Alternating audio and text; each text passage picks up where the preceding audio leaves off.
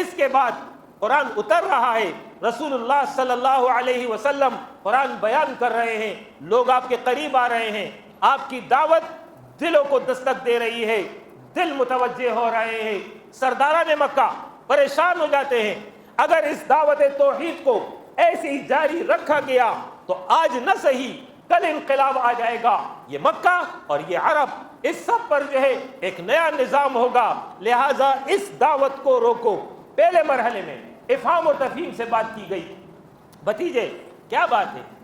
کون سا کلمہ تم نے سیکھ لیا، کون تمہیں سکھا رہا ہے؟ اگر بیمار ہو علاج کرا دیتے ہیں، مالدار بننا چاہتے ہو ساری دولت آپ کے قدموں میں ڈھیر کر دیتے ہیں، کسی عورت سے نکاح کا ارادہ ہے حسین عورت آپ کے نکاح میں دے دیتے ہیں، سردار بننا چاہتے ہو مکہ کا بالاتفاق سردار تسلیم کر لیتے ہیں، اس کلمے کو چھوڑ دو۔ آپ صلی اللہ علیہ وسلم نے تحمل کے ساتھ ان کی بات سنی اور اس کے بعد جو جواب دیا ہے اس کا خلاصہ یہ ہے کہ یہ چیزیں جو تم نے پیش کی ہے یہ تو تمہارے دائرہ اختیار سے تعلق رکھتی ہیں، خدا کی قسم اگر سورج و چاند لا کر کے میرے ان ہاتھوں پر رکھ دو میں اس دعوت سے رکنے والا نہیں ہوں، یا تو یہ کلمہ غالب ہوگا یا میری جان جائے گی، تیسری کوئی صورت نہیں ہوگی۔ اس طرح جو ہے دو ٹوک واضح الفاظ میں پیغام نشر کر دیا گیا۔